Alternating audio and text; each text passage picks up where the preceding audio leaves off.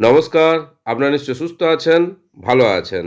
Government of West Bengal office of the chief সেক্রেটারির পক্ষ থেকে একটা গুরুত্বপূর্ণ বিজ্ঞপ্তি সামনে এসেছে 19/8/2026 তারিখে, যার সাবজেক্ট হচ্ছে enquiry regarding digitized birth certificate issued offline but not digitized for the period between 1/1/2021 to 31/12/2025। এই বিজ্ঞপ্তিতে নির্দেশ দেওয়া হয়েছে 1/1/2021 থেকে 31/12/2025 পর্যন্ত সময়ে জারি হওয়া নির্দিষ্ট যে ডিজিটাইজড বা ডিলেড বার্থ সার্টিফিকেটসের জেনুইননেস, ভ্যালিডিটি ও সাপোর্টিং রেকর্ডস যাচাই করা। বিশেষভাবে ডিলেড রেজিস্ট্রেশন এবং পুরনো ম্যানুয়াল বার্থ সার্টিফিকেট ডিজিটাইজেশনের ক্ষেত্রে যাচাই করা হবে। Health and family welfare department government of West বেঙ্গলের পক্ষ থেকে একটা এসওপি অর্থাৎ স্ট্যান্ডার্ড অপারেটিং প্রসিডিওর প্রিন্সিপাল সেক্রেটারির পক্ষ থেকে প্রকাশ করা হয়েছে। এই এসওপিতে কি জানানো হয়েছে? এসওপির সেকশন 1 অনুযায়ী এর উদ্দেশ্য হলো 2021 থেকে 2025 সময়কালের ডিজিটাইজড বার্থ সার্টিফিকেটের প্রপার স্ক্রুটিনি, এক্সামিনেশন এবং ভেরিফিকেশন করা। যে বিষয়গুলিতে গুরুত্ব দেওয়া হয়েছে সেগুলি হলো বার্থের অর্থাৎ জন্মের 1 বছর পর ডিলেড রেজিস্ট্রেশন, পুরনো বা ম্যানুয়াল বার্থ সার্টিফিকেটের ভিত্তিতে digitised certificate. Standard operating procedure section 2 অনুযায়ী যেসব ভেরিফিকেশন অথরিটি বা অফিসারকে এই ডিজিটাইজড বার্থ সার্টিফিকেট পরীক্ষা ও যাচাইয়ের দায়িত্ব দেওয়া হবে তাদের জন্য এই এসওপি প্রযোজ্য। এসওপি সেকশন 3 অনুযায়ী দুটি প্রধান ক্যাটাগরি রয়েছে।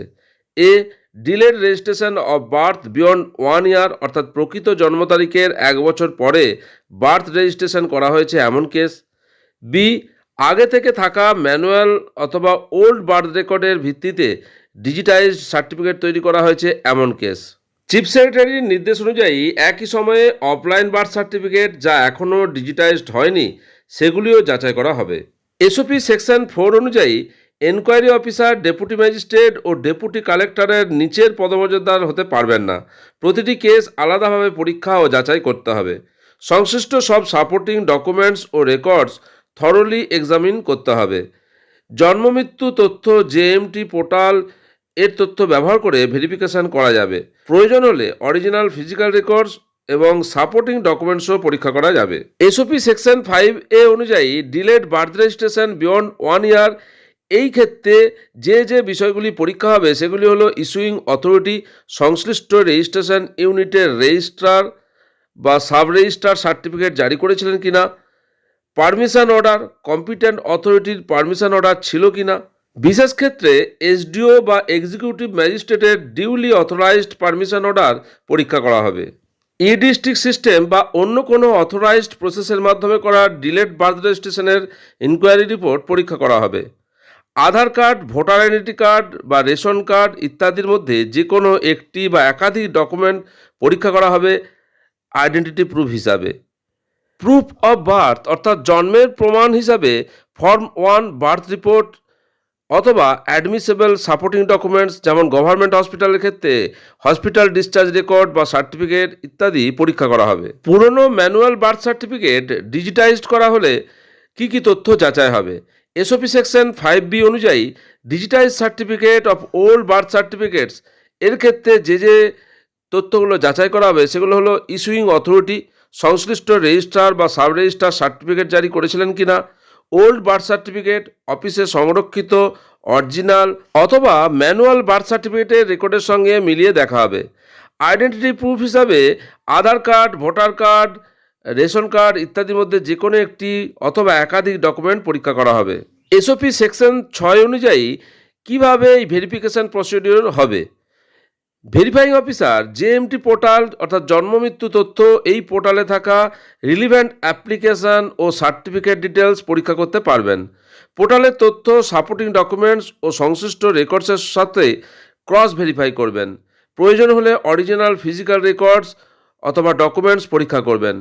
কোনো ডিসক্রিপেন্সি, ইনকনসিস্টেন্সি বা ডাউটফুল রেকর্ড বা ইনসাফিসিয়েন্সি অফ ডকুমেন্টস থাকলে তা ভেরিফিকেশন রিপোর্টে স্পষ্টভাবে উল্লেখ করতে হবে।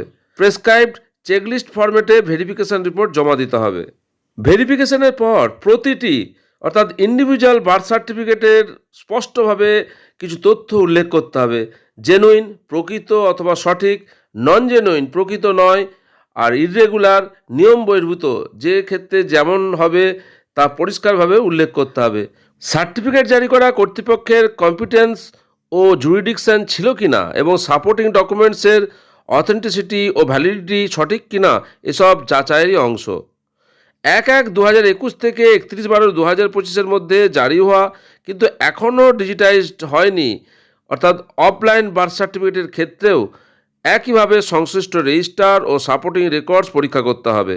সার্টিফিকেট নন জেনুইন, ইরেগুলার বা আনঅথরাইজড হলে এর কারণসহ পৃথক ফাইন্ডিংস রেকর্ড করতে হবে। এই সমস্ত ভেরিফিকেশন রিপোর্ট ও নথি কোথায় সংরক্ষণ বা আপলোড করা থাকবে?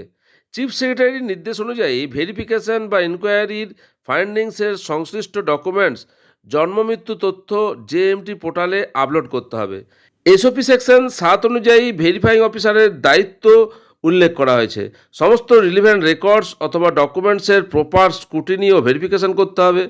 রেকর্ডসের অথেন্টিসিটি ও কনসিস্টেন্সি নিশ্চিত করতে হবে। রেকর্ডস ও প্রসিডিংসের কনফিডেন্সিয়ালিটি বজায় রাখতে হবে।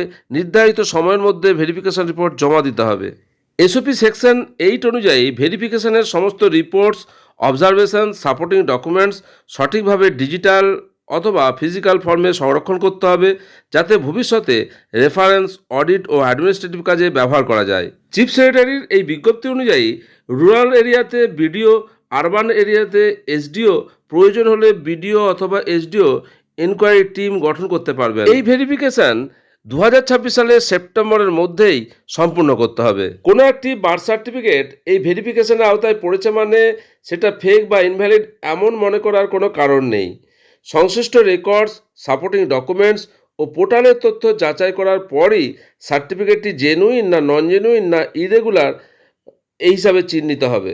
গভর্নমেন্ট অফ ওয়েস্ট বেঙ্গলের চিফ সেক্রেটারির পক্ষ থেকে যে বার্থ সার্টিফিকেট ভেরিফিকেশন 2026 সংক্রান্ত বিজ্ঞপ্তি সামনে এসেছে এবং principal secretary, health and family welfare department, government of West বেঙ্গলের পক্ষ থেকে যে এসওপি বা স্ট্যান্ডার্ড অপারেটিং প্রসিডিওর এই সম্পর্কিত প্রকাশ হয়েছে তা আপনাদের সঙ্গে শেয়ার করলাম। আপনারা সকলে সুস্থ থাকুন, ভালো থাকুন।